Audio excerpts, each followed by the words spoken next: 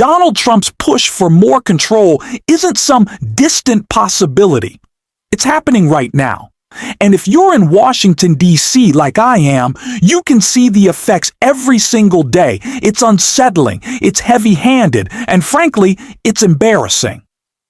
What we're watching is a president using exaggerated crime claims and fear tactics to justify sending federal officers after peaceful demonstrators, not because it's needed, but to set the stage that he can declare emergency powers and move into cities whenever he chooses.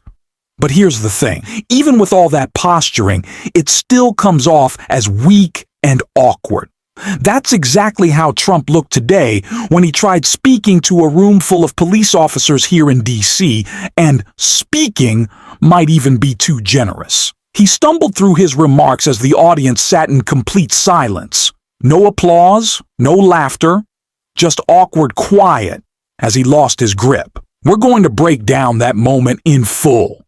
But before we dive in, if you're enjoying this coverage, don't forget to tap the like button and subscribe to the channel. It really helps us keep going. Now let's start with how Trump tried to kick things off, with an unusual rant about restaurants.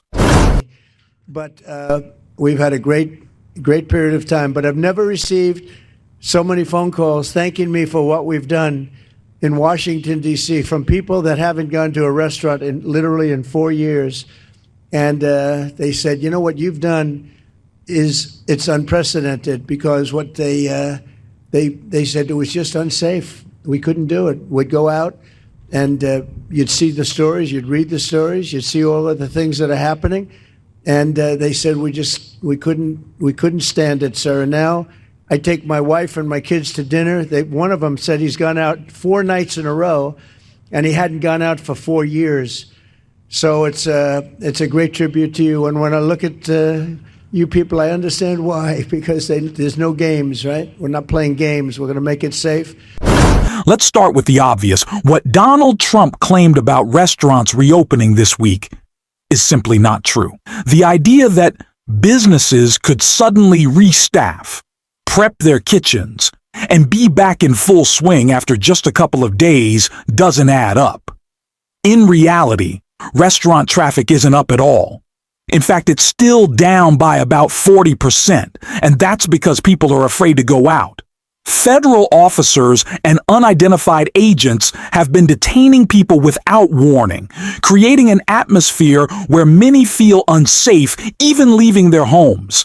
That's the environment Trump has built, one where fear outweighs freedom. And yet, while all of this is happening, he seems more interested in talking about trivial things like the state of the grass. Take a listen.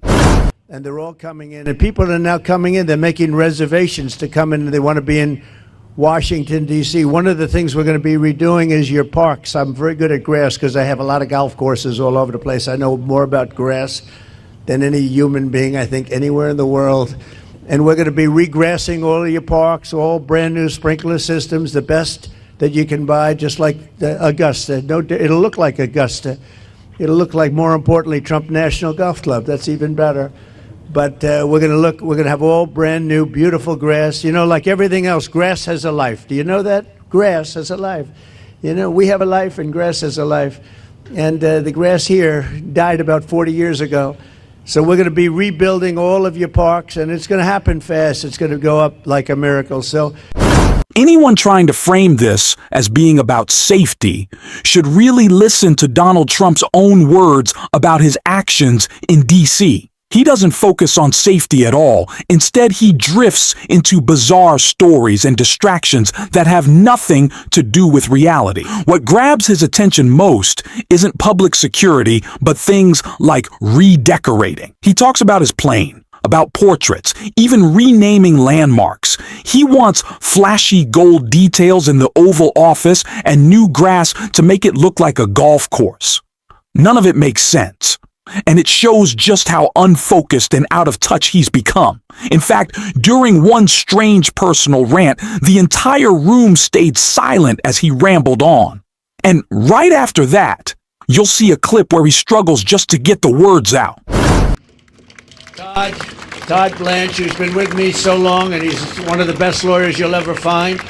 And we're having a lot of victories. I had a victory today. You know, they stole $550 million from me with a fake case, and it was overturned. They said this was a fake case. It's a terrible thing, but that's a nice victory, you know. I mean, it's not bad. You know, we all have our limits, but this was a terrible thing that done. It was a witch hunt, and I've had more witch hunts than any human being, I think, in history. And here we are, we're the president of the United States, so it didn't work out too well for them, but maybe now it's turned a little bit. These are very dishonest people. We have to fight, we have to win, because we have to win.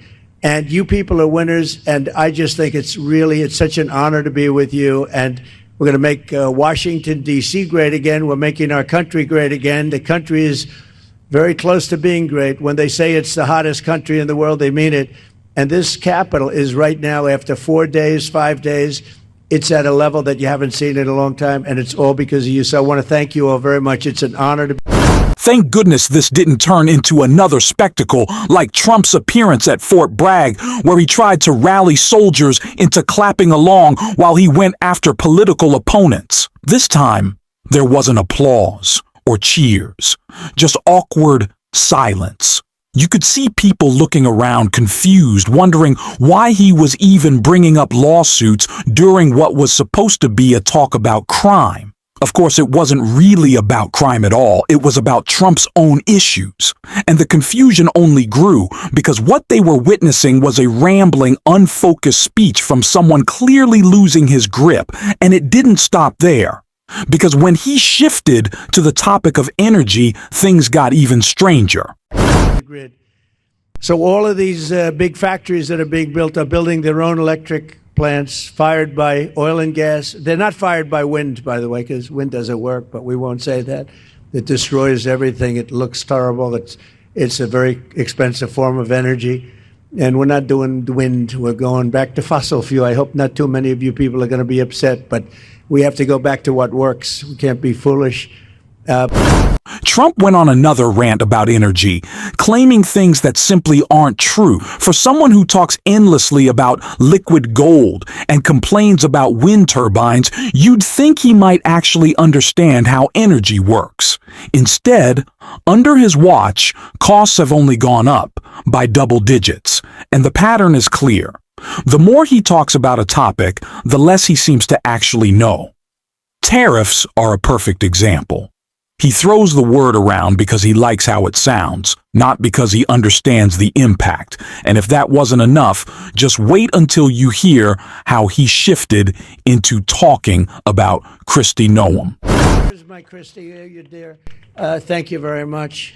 She's been incredible. And she can ride a horse like nobody. She gets on those horses, she rips those horses around. But I want to thank you very much. And Steve Miller, so. Earlier this month, Trump made bizarre remarks about Carolyn Leavitt, and now he's rambling about Kristi Noem riding horses. Honestly, it's uncomfortable to listen to. He's even spoken about Pam Bandy in ways that just left people uneasy. At this point, it feels less like a speech and more like incoherent rambling. His tone is off. His words drift into strange personal stories, and it almost comes across like someone struggling to keep it together. Whether it's his health, his age, or just his inability to focus, the decline is showing, and it's becoming impossible to ignore.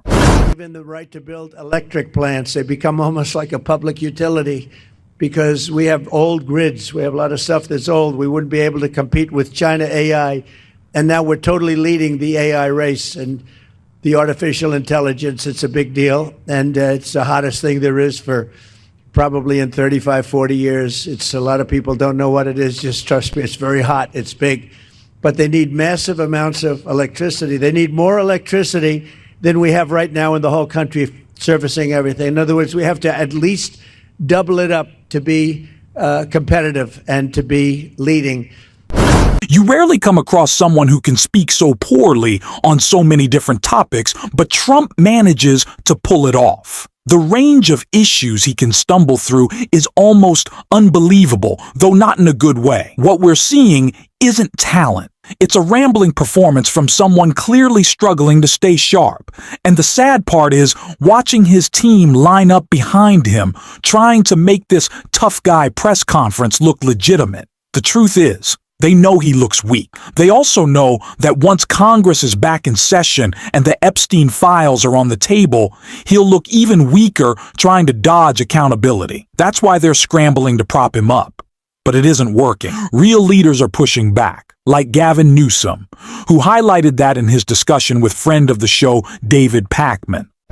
One of the concerns from some in my audience is this a race to the bottom, in the sense of if someone does it and then someone responds and then someone responds? Here's my view on it, and I want to hear from you.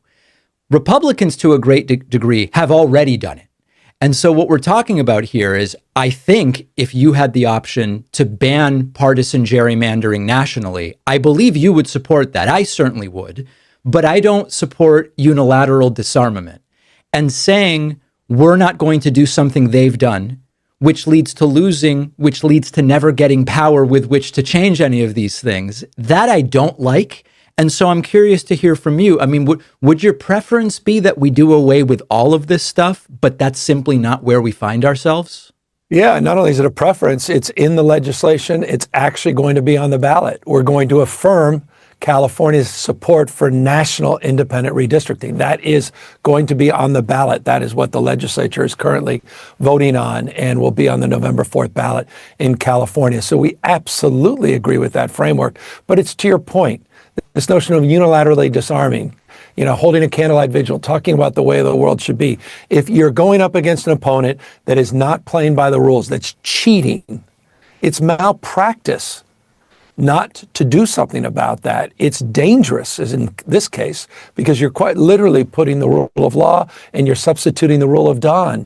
You're quite literally eliminating a co-equal branch of government, because this rigging is not going to be limited to Texas. They'll continue to roll up other states. And at least we're asserting ourselves, not just with moral authority, not just talking about the way the world should be, but with formal authority, the size of 21 state populations combined, California.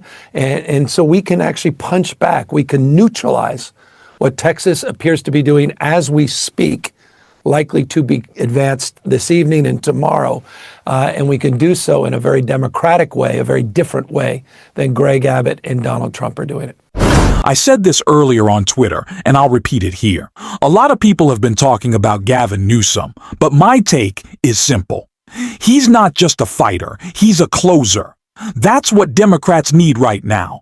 A fighter will hold a press conference, make noise, and raise eyebrows. But someone like Newsome takes action and gets results. That's the difference, and we need to see more of it.